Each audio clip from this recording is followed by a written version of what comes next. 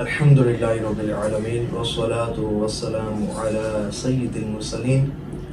درود پاک کی کثرت کے ویسے تو بے شمار فضائل و برکات ہیں، لیکن ایک خاص فضیلت اور برکت یہ ہے کہ درود پاک کی کثرت یہ پریشانیوں سے نجات حاصل کرنے کا ذریعہ ہے۔ اگر کسی شخص کی پریشانی ہر طرح کی کوشش کرنے کے باوجود بھی حل نہ ہوتی ہو، مشکل دور نہ ہوتی ہو، مصیبت دور نہ ہوتی ہو، تو اگر وہ درود پاک کی کثرت کرتا ہے تو اللہ کریم اس کی برکت سے اس کی پریشانی کو دور فرما دیتا ہے، اس کی ہر وہ حاجت کو پورا فرما دیتا ہے جس کی وہ خواہش رکھتا ہے۔ ہر اس کی جائز حاجت درود پاک کی کثرت کرنے کی برکت سے پوری ہو جاتی ہے۔ ایسے ہی کرم کی ایک زبردست داستان جب آپ سنیں گے تو بے اختیار اللہ نے چاہا تو آنکھوں سے آنسو جاری ہو جائیں گے اور دل سے یہ شعر نکلے گا کہ میں کہاں تھا اس کرم کے قابل، یہ میرے حضور کی بندہ پروری ہے۔ جب اس واقعے کو سنیں گے تو حیران ہوں گے کہ درود پاک کی کثرت کرنے والا کتنا خوش نصیب ہے کہ جس پر حضور نبی پاک علیہ السلام اتنی زیادہ توجہ فرماتے ہیں اور اسے اپنی مبارک نگاہوں میں رکھتے ہیں اور اس کے ہر پریشانی کو اور اس کے مشکل وقت میں اس کے کام آتے ہیں، اس کی پریشانی کو دور فرماتے ہیں، اس کی مشکل کو آسان فرما دیتے ہیں۔ شیخ انیس کہتے ہیں کہ میں اپنی یہ درود پاک کی سٹوری اس لیے لکھ رہا ہوں کہ ہو سکتا ہے کہ اس کو پڑھنے کے بعد کسی کی مشکل آسان ہو جائے، کسی کی پریشانی دور ہو جائے اور کسی کی حاجت پوری ہو جائے۔ شیخ انیس کہتے ہیں کہ میں ایک غریب آدمی ہوں اور دلیم اور چاول کی ریڑھی لگاتا ہوں۔ میرا ایک بیٹا اور 2 بیٹیاں ہیں۔ محنت مشقت کرتا ہوں، 200-300 بچا لیتا ہوں روزانہ، بس یہی جو ہے وہ میری آمدنی کا ذریعہ ہے۔ کہتے ہیں کہ میں ایک عرصہ دراز سے دلیم چاول بیچ رہا ہوں۔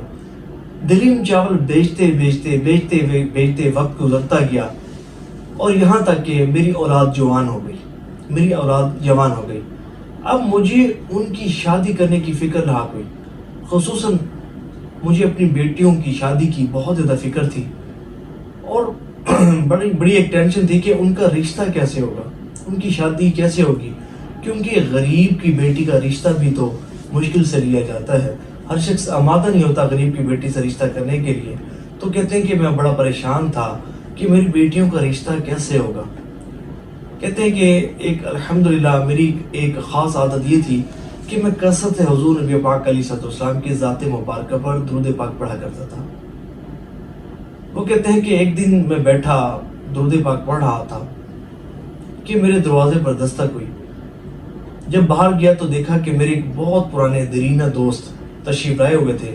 میں ان کو اپنے گھر لے گیا، بٹھایا اور جو ہے وہ گھنٹوں ہم بیٹھے باتیں کرتے رہے۔ ظاہر ہے کہ شریف آدمی تھے، ایک بڑا ان کے ساتھ اچھا تعلق تھا، ایک بڑا ہمارا جو ہے نا یارانہ تھا، محبت تھی، تو ہم بیٹھے گپ شپ لگاتے رہے۔ تو باتوں کے درمیان مجھے پتہ چلا کہ ان کے 2 بیٹے ہیں اور دونوں ہی نیک اور برسر روزگار ہیں اور وہ اپنے بیٹوں کے رشتے اور رشتوں کی تلاش میں ہیں۔ وہ اپنے بیٹوں کا رشتہ تلاش کر رہے تھے کہ ان کو میرے گھر کا خیال آیا۔ وہ میری بیٹیوں کا رشتہ مانگنے کے لیے آئے تھے۔ میں بڑا خوش ہوا کہ اللہ نے اتنی بڑی مشکل جو ہے وہ بڑی جلدی درود پاک کی برکت سے آسان کر دی۔ تو میں نے اپنے بچوں کے ساتھ مشورہ کیا اور مشورہ کرنے کے بعد ان کو ہاں کر دی، اور یہاں تک کہ سارا کام اتنی جلدی ہوا کہ بارات کی تاریخ بھی مقرر ہو گئی۔ میں بڑا خوش تھا لیکن ساتھ پریشان بھی تھا کہ ظاہر ہے کہ 2 بیٹیوں کی شادی کے معاملات تھے، خرچہ تو ہونا ہی تھا۔ اب ظاہر ہے کہ بیٹیوں کا جہیز کیسے بناتا اور بارات کو کھانا کیسے کھلاتا، شادی میں تو بہت زیادہ اخراجات ہوتے ہیں اور میرے پاس بامشکل 20 سے 25 ہزار روپے تھے۔ میں نے تو یہاں تک سوچ لیا تھا کہ میں اپنی ریڈی اور اس کا سامان بھی بیچ دوں گا، لیکن اگر ان کو بیچ بھی دوں تو کتنے پیسے میرے پاس آ جائیں گے۔ میں بڑا پریشان تھا کہ شادی کا انتظام کیسے کر پاؤں گا۔ اسی پریشانی کے عالم میں ایک دن میں نے شام کو بیٹھا درود پاک پڑھ رہا تھا۔ شیخ انیس کہتے ہیں کہ اسی پریشانی کے عالم میں ایک شام میں بیٹھا درود پاک پڑھ رہا تھا اور مجھے یہ اچھی طرح یاد ہے کہ یہ 7 اکتوبر 2007 کی شام تھی۔ بیٹھا درود پاک پڑھ رہا تھا اور ساتھ آئندہ آنے والے حالات کا بھی سوچ رہا تھا، اپنے آنے والے حالات کے بارے میں بھی فکر مند تھا کہ کیسے جو ہے وہ بچوں کی شادی ہوگی، کہ اتنی دیر میں دروازے پر دستک ہوئی۔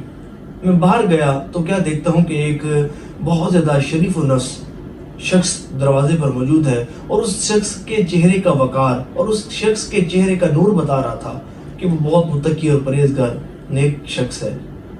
تو اس شخص نے مجھ سے کہا کہ کیا آپ شیخ انیس ہے؟ میں نے کہا جی ہاں۔ تو اس نے پوچھا کہ کیا آپ چاول کی اور دلیم کی ریڑھی لگاتے ہیں؟ تو میں نے کہا جی ہاں۔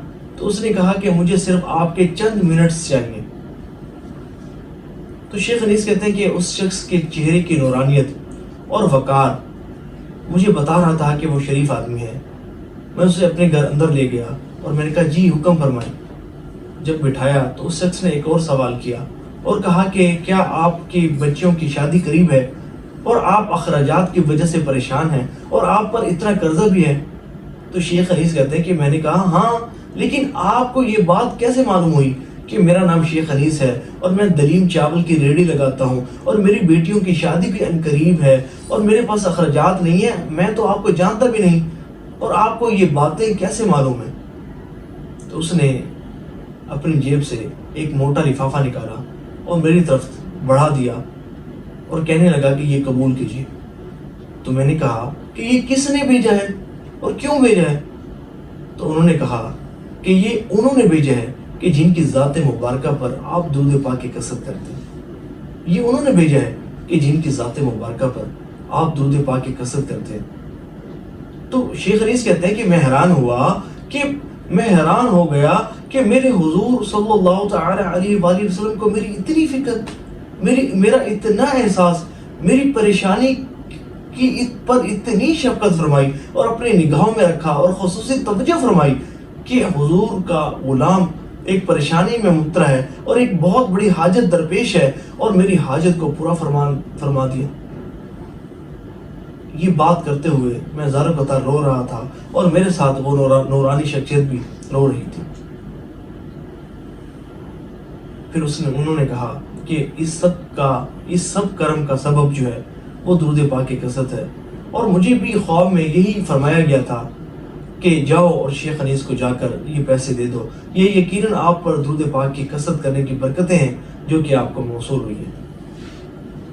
اے عاشق رسول، اگر آپ بھی کسی پریشانی میں مبتلا ہیں، دکھ اور مسائلوں نے آپ کو ہر طرف سے گھیر لیا ہے، کوئی ایسی حاجت ہے جو پوری نہیں ہو رہی، تو یقین کامل کے ساتھ درود پاک پڑھنا شروع کر دیجئے، توجہ کے ساتھ خشوع و خضوع کے ساتھ درود پاک پڑھنا شروع کر دیجئے۔ اللہ نے چاہا تو آپ کی مشکل آسان ہوگی اور ہر وہ جائز حاجت پوری ہوگی کہ جو عرصہ دراز سے پوری نہ ہو سکی۔ تو دعا ہے کہ اللہ کریم جو سنا اس پر عمل کرنے کی توفیق عطا فرمائے۔ آمین بجائے خاتم النبیین وصلی اللہ تعالی علیہ وآلہ وسلم۔